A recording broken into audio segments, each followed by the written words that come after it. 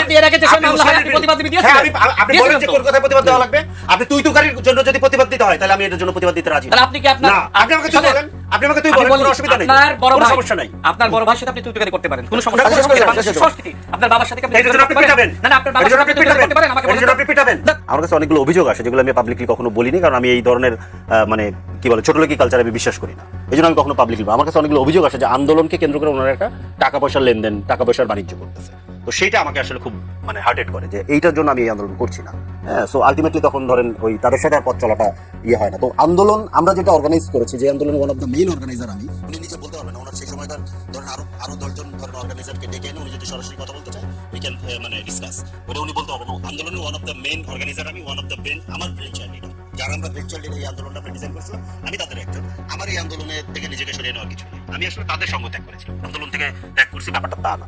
So এটা দেখা দেওয়া দরকার ছিল। আরেকটা জিনিস হচ্ছে যে কি বলে যে উনি জামাতকে ভণ্ডবস্তের কথা বলেছেন, জামাতকে ভালো, কিন্তু জামাতকে খেয়াল করে দেখেন 76 সালে জামাতকে রাজনীতি করার সুযোগ করে দিয়েছেন শহীদ প্রেসিডেন্ট জিয়াউর রহমান, 90 সালে জামাতের সমর্থন নিয়ে ক্ষমতায় গিয়েছেন বেগম খালেদা জিয়া, 2001 সালে জামাতকে সাথে করে নিয়ে ক্ষমতায় গিয়ে জামাতকে মন্ত্রিত্ব দিয়েছেন বেগম খালেদা জিয়া, এবং 22 বছর জামাতের সাথে ওনারা জোটেছিলেন, তখন কিন্তু ভণ্ড ছিল না। খুব ইন্টারেস্টিং। আচ্ছা, আরেকটা হচ্ছে যে ওনারা খুঁজে দেখতে পাচ্ছেন না, ওনারা সরকারে আছেন, ওনার কাছে পুলিশ আছে, রাষ্ট্র আছে, গোয়েন্দা সংস্থা আছে, সবকিছু আছে, কিন্তু কারা হামলা করেছে এখন ওনারা দেখতে পান নাই এটা। কিন্তু এইখানে যারা হামলা করেছে ওনাকে একটু অনুরোধ করবো, উনি পত্রিকায় যেহেতু নিউজ আসেন উনি দেখতে পান নাই, ওনাকে অনুরোধ করবো যারা হামলা করেছে তারা নিজেরা এটা ভিডিও করে এটা ছড়িয়ে দিয়েছে। তা ওনার কথাটা বোঝা যাচ্ছে পরিষ্কার যে ওনাদের কাছে ওদের কাছে সিগন্যাল ছিল যে তোরা হামলা কর, তাহলে তোদের কিছু হবে না। এই জন্য ওরা ভিডিও করে, মানে আপনি একটা অপরাধ করছেন, সেই অপরাধ আপনি নিজে ভিডিও করে আপনি সার্কুলেট করার মতো দুঃসাহস কোথায়? এটা আমি ওনার কথায় পরিষ্কার হলাম। উনি সুন্দর করে বলছেন যে পত্রিকায় তো নিউজ আসেনি, পত্রিকা ধারণা করছি মিডিয়াগুলোকে ওনারা চাপ দিয়েছেন পূর্বের আমলের মতো, এই জন্য মিডিয়া মানে যারা হামলা করছে তারা এটা ভিডিও করে ছড়াচ্ছে, পত্রিকায় কিংবা মিডিয়াতে কেন আসলো না, কিংবা আসলে উনি কেন দেখলো না? নিশ্চয়ই তাহলে এই ঘটনাগুলো নেতৃবৃন্দ যেটা বলছেন, নেতৃবৃন্দ এই পদযাত্রা গিয়ে এলাকার এমপিদের গালিগালাজ করছেন বা তাদের গালিগালাজ মানে কি? কোনটা গালি আর কোনটা গালি না কে ঠিক করে দেয়? কোনটা গালি উনি গালি দেন না, উনিও তো গালি দেন। গালি কোনটা গালি না কে ঠিক করে দেয়? আমরা কি গালির অভিযান ঠিক করছি? এবং গালির অভিযান করে আমাদের পার্লামেন্টে কিংবা ধরেন আমরা কি আইন পাস করছি যে এই গালি দেওয়া যাবে না? আমরা কি এটা করছি? যতক্ষণ পর্যন্ত করি নাই, গালি দিলে যদি আপনার মাননীয় আপনি মাননীয় মামলা করেন, রাজনৈতিক শিষ্টাচারের একটা ব্যাপার আছে। শিষ্টাচার কে ঠিক করে দিচ্ছে? প্রত্যেকে ঠিক করছেন আপনি। শিষ্টাচার কি ধরেন প্রত্যেকে ঠিক হচ্ছে শিষ্টাচার? রাজনৈতিক শিষ্টাচার কি এটা যে ধরেন মনে করেন যে ওই যে ওনাদের এক সিনিয়র নেতা বলছেন যে মূত্র বিসর্জন করলে বঙ্গোপসাগরে ভেসে যাবে? রাজনৈতিক শিষ্টাচার কি এইটা যে ওনাদের এক মন্ত্রী, বর্তমান মন্ত্রী, তার নেতৃত্বে যুবদলের এক নেতা লম্বা সময় যমুনা ঘেরাও দিয়ে আন্দোলন করে সিটিং অ্যাডভাইজারদেরকে বলতেছেন মাহফুজ একটা সান্ডার নাম, আসিফ একটা ব্যাঙের নাম, এটা রাজনৈতিক শিষ্টাচার কিনা? ওটা শিষ্টাচার হলে এটাও তো শিষ্টাচার, কোনো অসুবিধা নেই তো। এটা মুখের কথা, মুখের কথাকে আপনার মুখের কথা পর্যন্ত রাখতে হবে। আপনি একটা জিনিস খেয়াল করেন, সহিংসতা এবং উস্কানি আপনি বলছেন না, উস্কানিকে সহিংসতার অজুহাত বানায় কারা? যাদের কাছে ক্ষমতা থাকে। ক্ষমতা না থাকলে যেটা হয়, এই যে আপনি ফেসবুকে ঘুরে বেড়াচ্ছে দেখেন, ওই যে টাকলা মুরাদ, ওই যে বেদমটা, ঠিক আছে, এ কি পরিমাণ ধরেন বাজে ভাষায় বেগম খালেদা জিয়া, জিয়াউর রহমান, তারেক রহমানকে বক্তব্য দিয়েছে, কিছু করতে পারছে? ওর কথা বাদ দেন, শেখ হাসিনা কি বলছে, কিছু এগুলো সব বাদ দেন। এই যে যাকে রাখার জন্য 2 বছর ধরে সংবিধানের এ মাথা উল্টাই ফেললো, চুপ্পুর অন্তত গোটা ডজন খানেক আপনি ভিডিও পাবেন এই 3 জনকে নিয়ে যে ভাষায় সে আক্রমণ করেছে। কিছু করছে? বঙ্গবন্ধু হামলা করেন নাই কেন করেন নাই? তার মানে কি ক্ষমতা থাকলে আপনি হামলা করবেন এবং ওইটাকে উস্কানি নামে জায়েজ করার চেষ্টা করবেন। এগুলো ভণ্ডামি, সিম্পল। এটা সন্ত্রাস, পরিষ্কার ভাবে বলতে হবে এটা সন্ত্রাস, সিম্পল। এবং যদি এবং রাষ্ট্রীয় সন্ত্রাস আপনি খেয়াল করে থাকেন, একজন ব্যক্তিকে অ্যারেস্ট করা হয়েছে, ভিডিও তারা নিজেরা ইয়ে করতেছে, একজনকে অ্যারেস্ট করা হয়েছে, একজনকে বহিষ্কার করা হয়েছে, করা হয়নি। তার মানে এটা সেন্ট্রালের সিদ্ধান্ত। এবং উনি নিজে কিন্তু গতকালকে না পরশুদিন বক্তব্যের মধ্যে বলেছেন নাসিরউদ্দিন পাটোয়ারি স্যার আসেন, আমরা প্রোগ্রাম করতে দিব। তার মানে কি এটা ওনাদের প্ল্যান। আরেকজন নেতাও কিন্তু বলেছেন, আরেকজন সম্ভবত জামালপুরের একজন এমপি এবং উনি সম্ভবত মন্ত্রীও, উনিও কিন্তু একই কথা বলেছেন। তার মানে এটা একটা বিএনপির প্ল্যান যে আসলে এনসিপির উপর আক্রমণ করা হবে, এবং এই আক্রমণ করার জন্য ওনারা একটা গ্রিন সিগন্যাল দিয়ে দিয়েছে, এই জন্য কারোরই কিছু হয়নি, এটা পরিষ্কার বোঝা যায়। নাসিরউদ্দিন পাটোয়ারি নাকি উনিকে ফোন করে বলেছেন আর গালাগালি করবেন না। হ্যাঁ, এটা আমাদের ব্যক্তিগত ব্যাপার, আমি এর মধ্যে যেতে চাই না। আমি সামনে যেটা হয়েছে সেটা দেখতে চাই, আমি ব্যক্তিগত আলাপের মধ্যে যেতে চাই না। আচ্ছা, আরেকটা জিনিস হচ্ছে ইয়ে করেছেন, মানে ওনাকে যোগ্যতা অযোগ্যতা আপনি যাকে যোগ্য মনে করবেন আমারও তাকে যোগ্য মনে করতে হবে। What is this? এটা কি রে ভাই? এটা ফেসিলিটি দেওয়া চলুন। আমি মির্জা ফখরুল ইসলাম, আমি নিজে বক্তব্য দিচ্ছি, আপনি শোনেন। মির্জা ফখরুল ইসলাম আলমগীরকে আমি স্বীকার করি, উনি ফ্যাসিবাদ বিরোধী আন্দোলনের আমাদের রাজপথের সিপাহ সালার ছিলেন, কোনো অসুবিধা নাই। বাট উনি নিজে 2 দিন আগে যে কথা বলেছেন, এরপরে তো ধরেন আমিও মনে করি যে ওনারই পথে থাকার ইয়ে নাই, সক্ষমতা নাই কিংবা যোগ্যতা নেই। কেন? উনি নিজে 2 দিন আগে বলতেছেন যে কোনো কিছুই বদল হয়নি, সব আগের মতোই ঘুষ দুর্নীতি চলতেছে। তা ভাই কোনো কিছু বদল হয় নাই, সব আগের মতো ঘুষ দুর্নীতি চলতেছে। আপনি 6 মাসে কি করলেন? আপনাকে তো এই যে আপনি যে লালবাতি জ্বালিয়ে যে গাড়ি চালান, জেসি গাড়ি, আপনি যে এসি রুমে বসে অফিস করেন, যে হেয়ার রোডের যে বাংলোতে থাকেন, এগুলো সব পাবলিকের ট্যাক্সে পয়সা হয় এবং এগুলো ঠিক করার জন্য পাবলিক আপনাকে ভোট দিয়ে ওই পদে পাঠিয়েছে। ঠিক করতে না পারলে ছেড়ে দেন, তার মানে আপনার যোগ্যতা নাই। এটা আমি বলতেছি ভাই, ওনাকে যদি আমি যোগ্যতা মনে করতাম তাহলে আমি ওনাকে নেতা মেনে আমি বিএনপি করতাম। খুব সিম্পল। আমি তো ওনাকে যোগ্য মনে করি না, বিধায় আমি অন্য একটা দল করি। তো এটা আমি বলতে পারবো না। ওইটা বললে কি শিষ্টাচারের সমস্যা হয়ে যাবে? তাহলে এটা বলার জন্য আমার কি করা লাগবে? তাহলে এইগুলো আপনারা বার ঠিক করেন। সংবিধান যেহেতু সংশোধন করতেছেন, সংবিধানে ঢুকান। আপনাদের যেহেতু একজন বিশিষ্ট সংবিধান বিশেষজ্ঞ আছেন, যিনি ৭২-এর সংবিধান, ফ্যাসিবাদী সংবিধান, মুজিববাদী সংবিধান রক্ষা করার জন্য আদা জল খেয়ে ধরেন নেমে আসেন গত 2 বছর ধরে। পুরো গণঅভ্যুত্থানকে উনি ধরেন খেয়ে ফেললেন, গিলে ফেললেন গণঅভ্যুত্থানকে। আপনি গণভোটের এখন কোনো কথা নাই, সংস্কারের কোনো কথা নাই, শুধুমাত্র ধরেন বিরোধী দলের উপরে দমন পীড়ন। এটা কেন করতেছে জানেন? এটা করতেছে হচ্ছে কি আগামী নির্বাচন আবার ম্যানিপুলেট করবে। বিএনপির পুরনো খাসলো আপনি খেয়াল করেন, বিএনপি সহজে কিন্তু এর আগে কখনো ক্ষমতা ছাড়ে নাই। পুরনো খাসলো সে যায় ঝামেলা করবে, নির্বাচন আসবে, নির্বাচনকে ম্যানিপুলেট করার চেষ্টা করবে। সেটার উপকরণ অলরেডি দেখা যাচ্ছে। কিরকম? একটা জিনিস বলি, তাদের দলের মধ্যে কাজ করা একজন লোককে নির্বাচন কমিশনে অতিরিক্ত সচিব হিসেবে নিয়োগ দিয়েছে। সমস্যাটা হচ্ছে এখানে বিরোধী দলকে মাইরা পিটা দলের উপরে রাখবে এবং এই যে ইলেকশন মানে কি বলে ইলেকশনকে ম্যানিপুলেট করার যে পুরনো মেকানিজম সেটা শুরু করবে। পাশাপাশি এই যে দেখেন জনজীবনে যে দুর্ভোগ, গ্যাসের দাম, বিদ্যুতের দাম, তেলের দাম, এই যে বিদ্যুৎ দিয়ে যে ধরেন মহাকেলেঙ্কারি ঘটে গেল, এটা আসবে কয়েকদিনের মধ্যে। দেখেন মানে আমার বাসায় যেহেতু প্রিপেড মিটার আমি চালাই, সারা বাংলাদেশ থেকে আজকে খবর আসতেছে এই ১,০০০-১,৫০০ টাকা ধরেন, ১,৫০০ টাকা করে 5 কোটি মানুষের ধরেন ইয়ে বেড়ে গেলে কত হাজার কোটি টাকা চলে গেছে। এই টাকা কাদের টাকা? কে হিসাব দিবে? কোথায় গেল? কার পকেটে গেল? আপনি খুঁজে পাবেন না। আপনি খুঁজে পাবেন। মাম রাশেদ খান ফরিদুল হক অনেকগুলো অভিযোগ করেছেন, বক্তব্য দিয়েছেন, উত্তর দেবেন। উত্তর তো দিব। আপনাকে দেখাই ব্যাবি সাট বল ভাই, নিশ্চয়ই এই না, সম্পর্কে ওটাতে কোনো অসুবিধা নাই। দেখেন এখানে পোস্ট করেছে কে? আমি শেষ করে দেখেন, আপনি আপনার সময় দেখেন। সার্জিস আলম পোস্ট করেছে। তিনি দাবি করছেন যে এখানে যাকে আঘাত করা হচ্ছে সেই ব্যক্তি হলেন আপনার আলিফ, এবং যিনি আঘাত করতেছেন তিনি হলেন নাজমুল হাসান অনিক। তার মানে কি? তার মানে হ্যাঁ, ওই ছেলেটি আঘাতপ্রাপ্ত হয়েছে। সেটা কিভাবে হয়েছে আমরা কেউ জানি না, কিন্তু কথা হলো যে আপনি যাকে দায়ী করতেছেন সে এই ঘটনার সাথে দায়ী না, এবং যে ছবি ভিডিও আপনি প্রচার করতেছেন সেটাও সত্য নয়, এবং এইটা দ্য ডিসেন্ট তারা এটি তদন্ত করে পেয়েছে। আচ্ছা, এবার আসি। দেখেন ভাই বললেন যে আমি যদি মির্জা ফখরুল ইসলাম আলমগীর সাহেবকে পছন্দ করতাম, যোগ্য মনে করতাম, আমি তো বিএনপি করতাম। আপনি যেহেতু বিএনপিকে অযোগ্য মনে করেন, তাহলে বিএনপির সাথে কেন জোট করতে চেয়েছিলেন, তাই না? বিএনপি তো মূলত এনসিপিকে 4টি আসনের বেশি দিতে রাজি হয়নি, যে কারণে জামাতের সাথে গিয়েছে। নিশ্চয়ই আপনার খেয়াল থাকবে জামাতকে কত গালিগালাজ এনসিপি করেছিল। সেই সময় জামাতের সেক্রেটারি জেনারেল তিনিও বেশ কঠোর সমালোচনা করেছিলেন, এবং জামাত শিবিরের নেতৃবৃন্দ এনসিপিকে খেয়ে ফেলাবে এমন একটা অবস্থা। ছাত্র সংসদ নির্বাচনে নানান কৌশলে এনসিপির ছাত্র সংগঠনকে তো হারিয়ে দিল, যেখানে তাদেরই জেতার কথা ছিল। আব্দুল কাদের যেখানে ভিপি হয়, সেখানে ছাত্রলীগের সাবেক নেতা শিবির নেতা আপনার সাদিক খান ভিপি হয়ে গেল। তো নানান মেকানিজম হয়েছে। তো যাই হোক, এখন যেহেতু আপনি মির্জা ফখরুল ইসলাম আলমগীর সাহেবকে পছন্দ করেন না, তাহলে দুইজন উপদেষ্টা পদত্যাগ করার আগের রাতে কেন তার বাসায় গিয়ে বসে থাকলো উপদেষ্টারা? এবং সেই সময় তো মির্জা ফখরুল ইসলাম আলমগীর সাহেব মন্ত্রী না, আপনারা ওই সময় পর্যন্ত মন্ত্রী, আপনারা বসে থাকলেন। নাহিদ ইসলাম নিজে তার বাসায় অসংখ্যবার গিয়েছেন, এমনকি স্বরাষ্ট্রমন্ত্রী, ব্যর্থ স্বরাষ্ট্রমন্ত্রী, অযোগ্য স্বরাষ্ট্রমন্ত্রী বলছেন না আপনি, তার বাসায় তো প্রায়ই আপনার বৈঠক করতেন।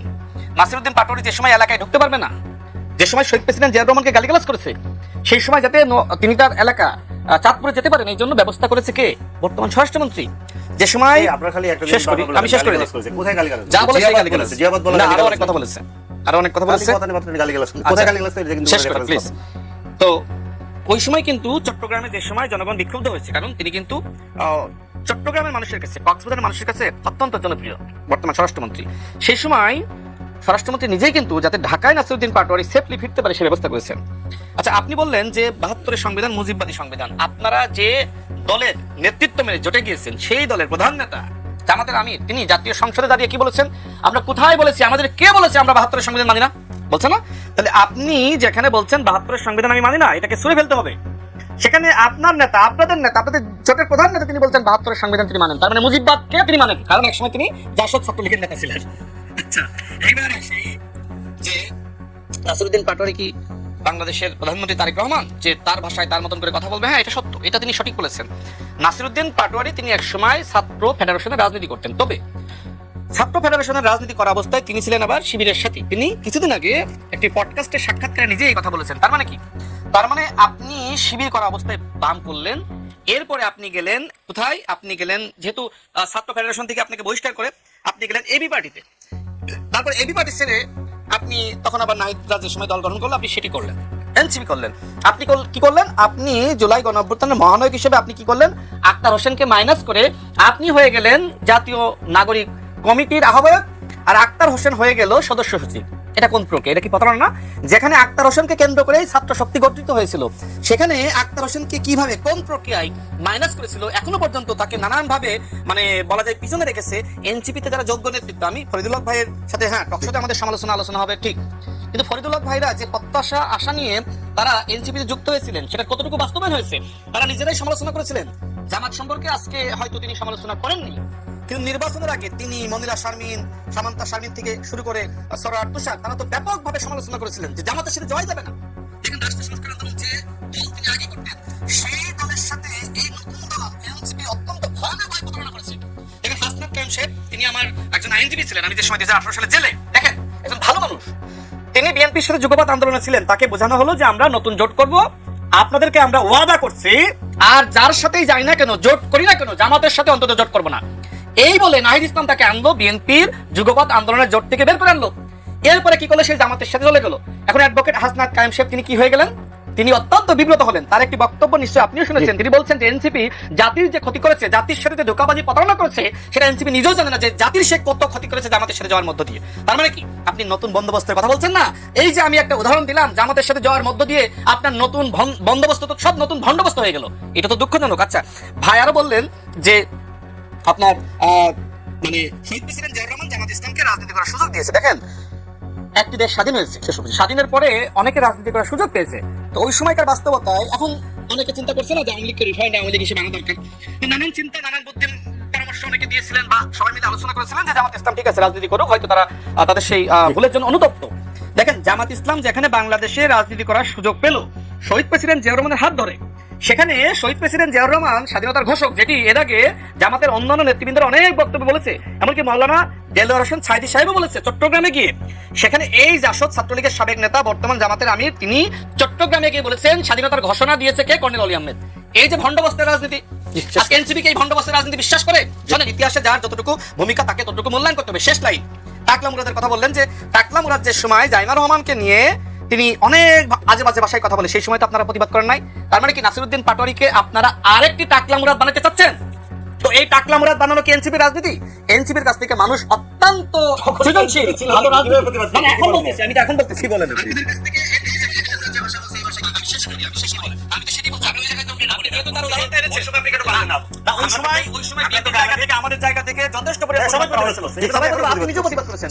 আপনি কেন সেই টাকলা মুরাদের উদাহরণটা আপনারা কি টাকলা মুরাদ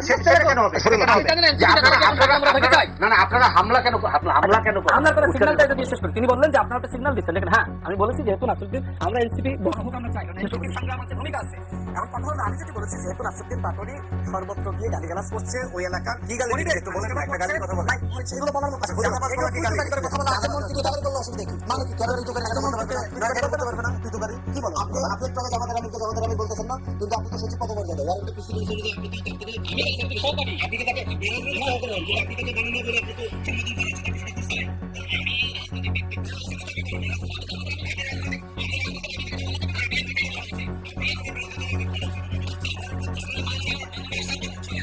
বানানো বলে আপনি তো সমাধান করেছেন,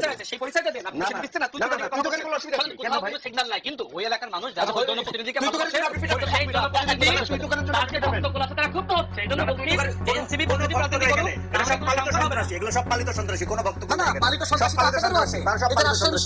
লাইব্রেরির মধ্যে হামলা হয়েছে, আপনারা কি এটার বিষয়ে প্রতিবাদ করেছেন? আপনাদের সময়কার সমন্বয়ক পিটিয়ে হত্যা করেছিল,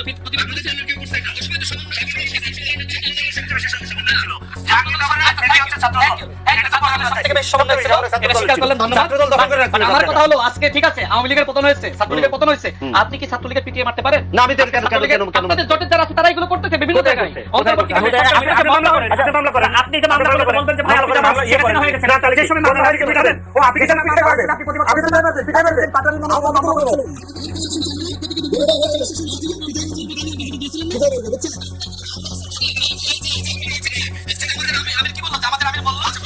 আমরা এখন সেই পুরানো ফেসিবাদ মানে কি দেখেন জামাতের